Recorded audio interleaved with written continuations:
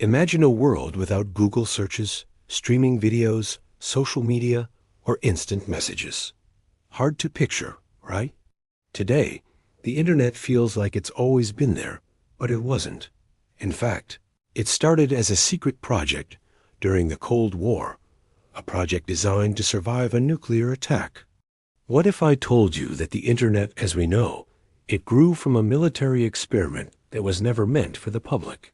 Today, we'll take you on a journey through the fascinating history of the internet, from its humble beginnings as ARPANET to the revolutionary World Wide Web that changed the world. The story of the internet begins in the late 1960s. The United States was in the midst of the Cold War, and the government was worried. How could the nation maintain communication if a nuclear attack destroyed key command centers? The solution came from an unexpected place: computers. The Department of Defense funded a project called ARPANET through its Advanced Research Projects Agency, or ARPA. ARPANET's mission was simple in concept, but revolutionary in execution.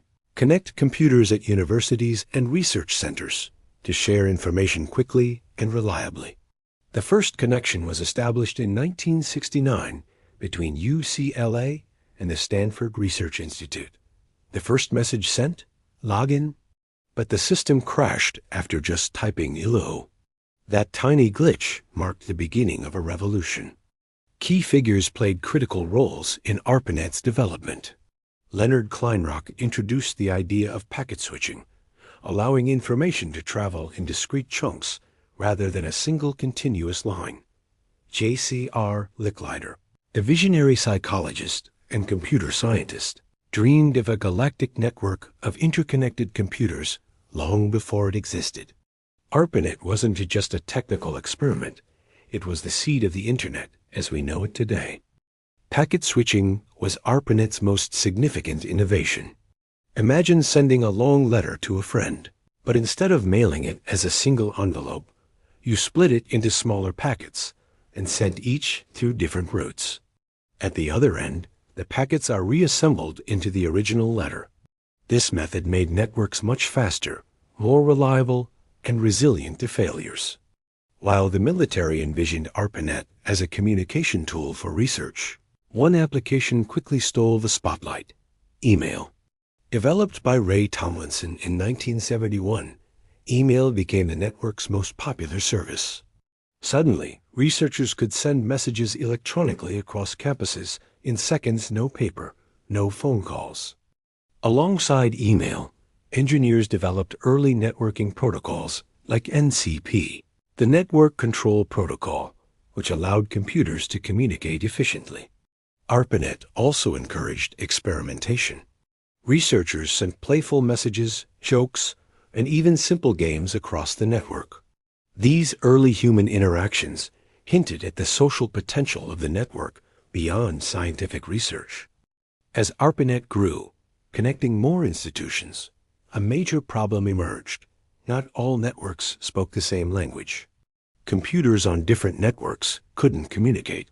To solve this, Vint Cerf and Bob Kahn developed TCP/IP, Transmission Control Protocol, and Internet Protocol. TCP/IP became the universal language for all networks. TCP ensured that data packets arrived in the correct order and without errors, while IP handled addressing, ensuring each packet reached the right destination.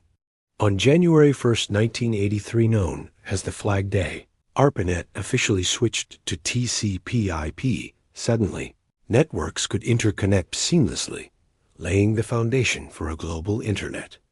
This was more than a technical achievement. It was a paradigm shift. Organizations had to update their systems, train staff, and adapt to a new way of exchanging data. The switch to TCP/IP enabled exponential growth, allowing networks in different countries to communicate as easily as computers in the same building. While ARPANET laid the groundwork, it was still largely limited to defense and research.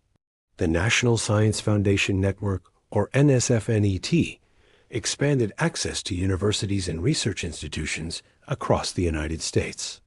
NSFNET connected regional networks into a backbone that could carry more data faster and more reliably. International links soon followed, connecting Canada, Europe, and beyond. The Internet was no longer a national tool. It was becoming a global network. Early applications like FTP, File Transfer Protocol, Telnet, and email became widely adopted. But growth came with challenges.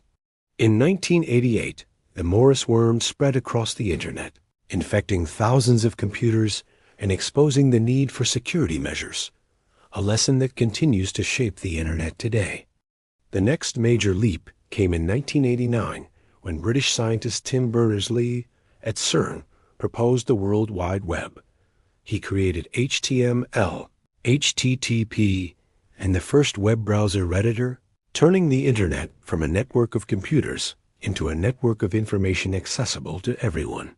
By 1993, the web browser Mosaic popularized the Internet for the general public.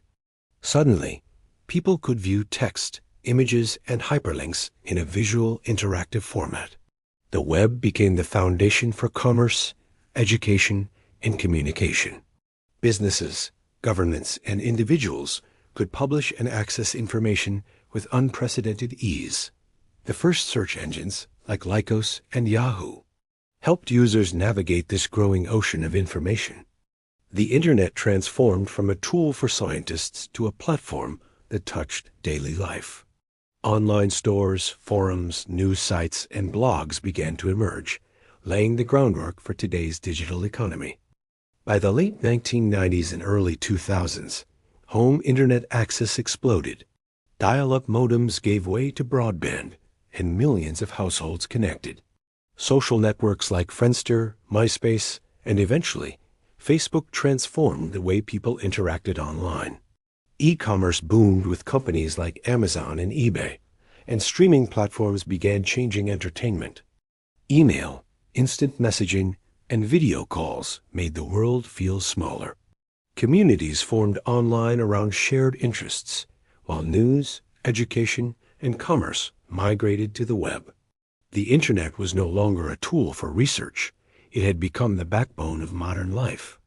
From a handful of connected computers to billions of users worldwide, the Internet has reshaped nearly every aspect of human life.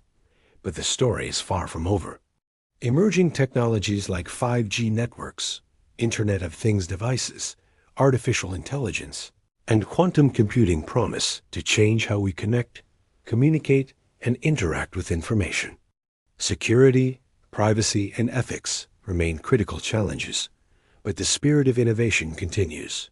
What started as a government experiment to survive a nuclear threat has become the most powerful tool of human connection in history. Next time you send an email, stream a video, or video call someone across the globe, remember this. It all began with a simple message, typed across a tiny network decades ago. The Internet is more than technology. It's a story of vision, collaboration, and human ingenuity. And it's still being written today.